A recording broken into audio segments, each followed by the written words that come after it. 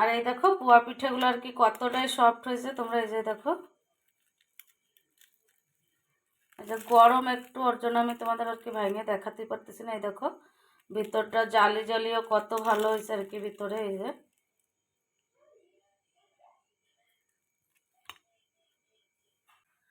Hello everyone, welcome back to my channel. তোমরা সবাই কেমন আছো? আশা করি সবাই ভালো আছো। আজকে আমি তোমাদের সঙ্গে আর একটা রেসিপি শেয়ার করব। আজকে আমি তোমাদের পোয়া পিঠা বানায় দেখাবো। তোমরা ভিডিওটা লাস্ট পর্যন্ত দেখতে থাকো, আশা করি তোমাদের ভালো লাগবে। এই দেখো পোয়া পিঠার জন্য এই যে আমি চাল ভিজিয়ে রাখছিলাম, একটা 2-3 ঘন্টার জন্য চাল ভিজিয়ে রাখছিলাম। চাল ভিজে গেছে ভালো করে। আর এই যে যে ঘরে আমরা ডেলি ইউজ করি যে চাউলটা, আমি সেই চাউল দিয়ে আর কি পোয়া পিঠাটা বানাবো। আর এখন এই পোয়া পিঠা আর কি আমি মিক্সিতে বাইটে নেব ভালো করে। আর কি পুরো ভালোভাবে আর কি পেস্টটা বানাতে হবে, একটু আর কি ওতে দানা থাকলে হবে না। আর আমি পোয়া পিঠাটা গুড় দিয়ে বানাবো। ওর জন্য এই দেখো এই যে আমি আর কি 1 বাটি গুড় নিয়ে নিচ্ছি।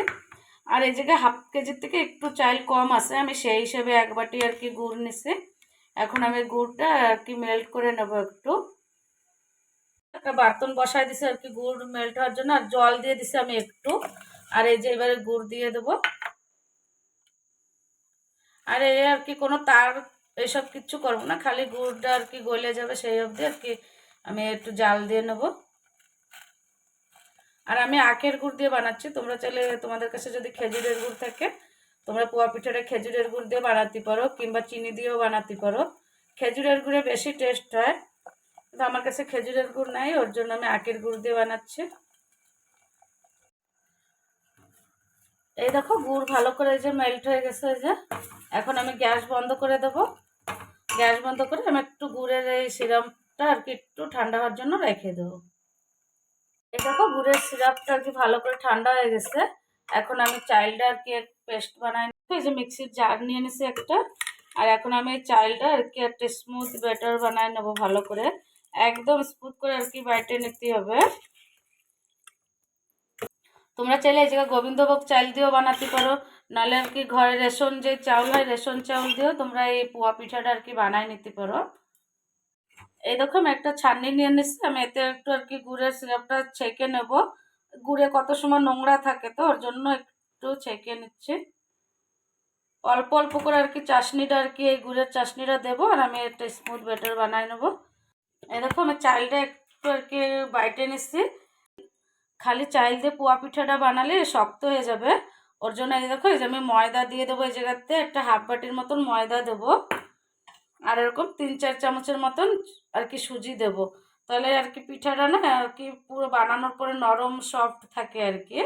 আর কি পুরো আর কি শক্ত ওরকম ভাবটা হয় না। এবার আমি ভালো করে সুজি ময়দা দিয়েও ভালো করে আর কি ব্যাটারটা বানাই নেব। তাহলে শিলেও আর কি চাইল বাইটে নিতে পারো, শিলে বাইটে নিলেও পিঠা আরও ভালো হয়। আমি মিক্সিতেই বাইটে নিচ্ছি। এই দেখো ভালো করে আর কি বাইটে নিচ্ছে। এই যে দেখো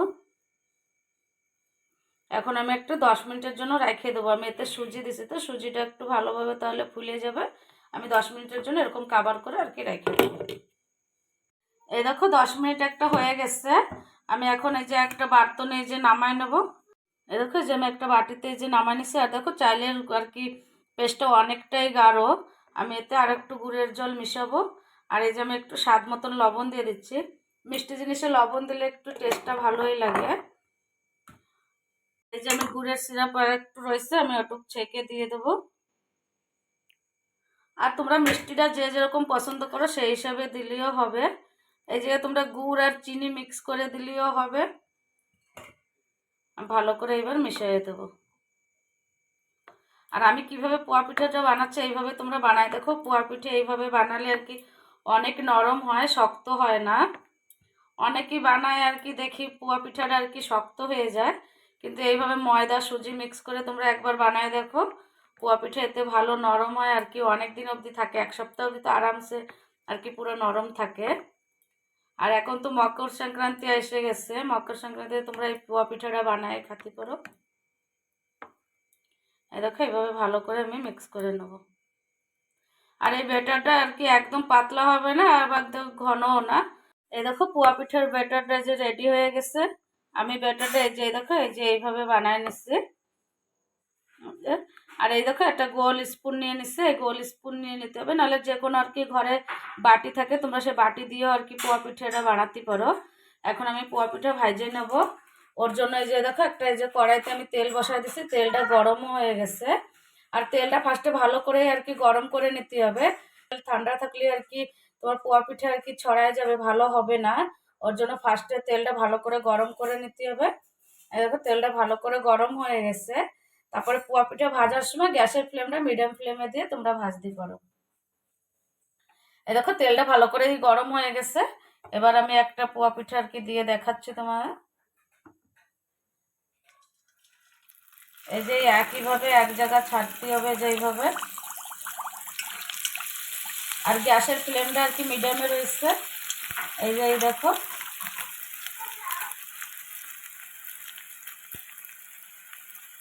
আর এইভাবে একটু উপরে উপরে এরকম তেল দিতে হবে, তাহলে পোয়া পিঠাগুলো আর কি ফুলে যাবে।